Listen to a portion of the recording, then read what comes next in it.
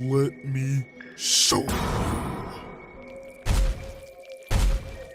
Our stomach extends outside of our bodies, penetrating our prey and injecting them with enzymes so they may be digested externally.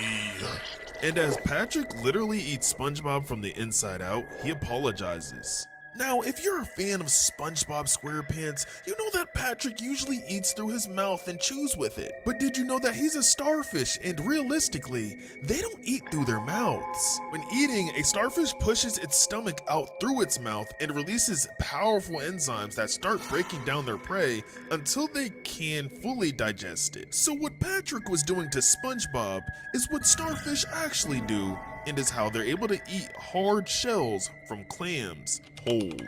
Now, sometime later that day, we're shown Sandy hiding behind Patrick's house saying, "Now's my chance to make that monster pay for what he did." And she slices Patrick in half, seemingly killing him, saying, "I'm sorry, Patrick." That's when Patrick says, "Sea stars can regenerate, Sandy," while disgustingly morphing his body into something new. "All you did was double my appetite." That's when Sandy somehow gets away and barges into the Krusty Krab. And Mr. Krabs says, "Sandy, where's me SpongeBob? I'm supposed to open up soon and I need me star fry cook." "He's gone, you greedy scavenger, and if you don't want to join him in half the Bikini Bottom, you'll help me and board up this place." "But me customers!" And eventually 6 hours later, they get the place boarded up. And after Sandy says, "Now all we have to do is wait for him to pass by." And that's when Krabs says, "So, why didn't we go to a place not surrounded by windows?" And Sandy slaps him and says, "Shh, did you hear that?" And sooner or later, something crashes through the building. It's Patrick's arm. And Sandy says, "Don't move, it can't see us." And that's when the arm turns to both of them and says, "I have eyes on each of my arms, Sandy." That's when he snatches up Sandy, taking her away. "You're next, Krabs." And Mr. Krabs tries to plead with Patrick, saying, "Wait, please, this is insane! This is evil!" And he rises in back of Krabs. "No, this is Patrick." And in the next moment, Krabs says, "You forget yourself, Patrick," into his true crab form. A form that if you're a true SpongeBob fan, you remember from that one episode where it was basically sea creatures versus land creatures, and it got to the point where the sea creatures were gonna go on land, and we basically see the truest forms of SpongeBob, Patrick, Krabs, and Squidward. So Krabs uses his form and reminds Patrick that crabs eat starfish, ripping the head off and the spine out of Patrick. And just when he thought he won, he hears a voice saying, "Do not forget I've forgotten, Krabs, that your Krabby Patty secret formula is me." And that's when we're shown a flashback of Mr. Krabs stealing a piece of Patrick years ago. And not only does he tell him that he wants it back, but then he goes on to explain the mistake he made, starting off by telling him a fact that most people don't know, which is that starfish can regenerate a lost limb. And only a few know that a lost limb can regenerate a new sea star. And when Krabs seen this, he basically said, "You're gonna make me so much money."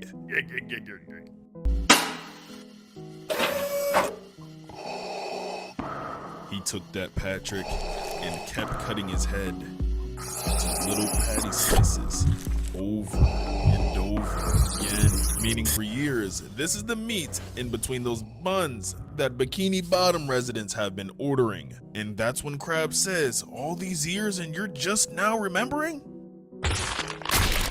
What changed?" And Patrick says, "You see, Krabs, sea star nervous systems aren't centralized. They're spread throughout our limbs.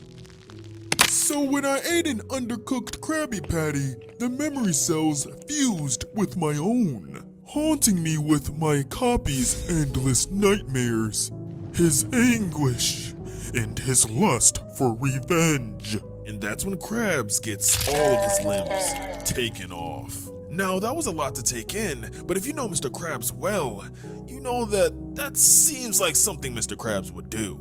He's very obsessed with money. There was even a day where he was supposed to pay his employees, but instead gave them a bill that charged them for breathing, talking, and even existing on the job. He sold his best fry cook to basically the devil for 13 cents. And even one episode made SpongeBob catch 4 million jellyfish so that he can wring and squeeze them out of all the jelly and trash them for some money. I guess it's safe to say Krabs deserves everything bad that comes to him. Now back to the story, we're shown Sandy on that day when she first encountered Patrick when he became a monster. She's relaxing in her home dome there and buy food. So of course he's gonna help the people at the Bikini Bottom who are actually hiding right now, and they think that they're safe as they're hiding away in a building. Bubble Bass is basically talking about how he's sick of taking care of them, and boom, one of Patrick's hands come inside of the building, crushing him. And Patrick starts to consume all the people in that building, most likely to grow even bigger. But then out of nowhere, Squidward saves them with a rope, saying, "You won't take another life, I won't let you. Your fight is with me."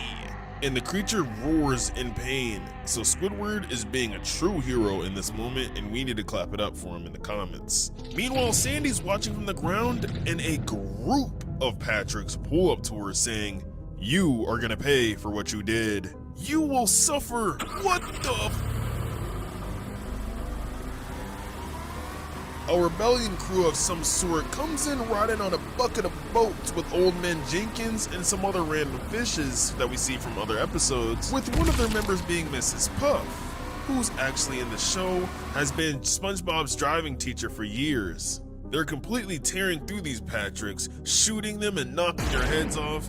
And even though this isn't fully getting rid of them, Sandy did say before that it does slow them down. And Mrs. Puff says to Sandy that you gotta join us, and shows her all the artillery she's packing to fight off these Patricks. Those who know Mrs. Puff knows that she has a history of being in and out of jail, so getting these guns probably wasn't hard for her. But anyways, Squidward is fighting off the creature as much as he can. He's going blow for blow and basically carrying the Bikini Bottom on his back, giving it all he can. He even picks up SpongeBob's house and slams it onto the creature.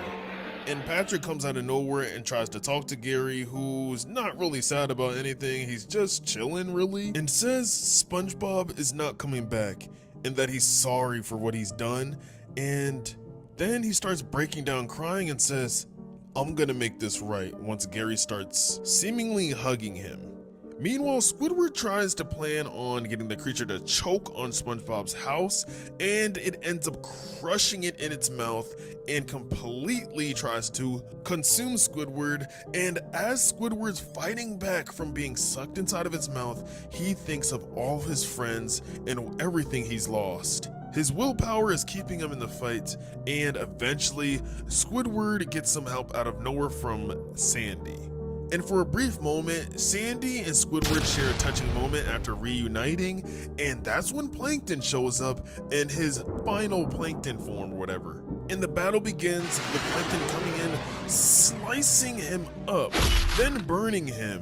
As Sandy refers to this as a version of Patrick, Plankton starts to torch the monster, saying that he noticed that one of the cells of one of the Patrick cultists was actually burnt after wax poured out on him.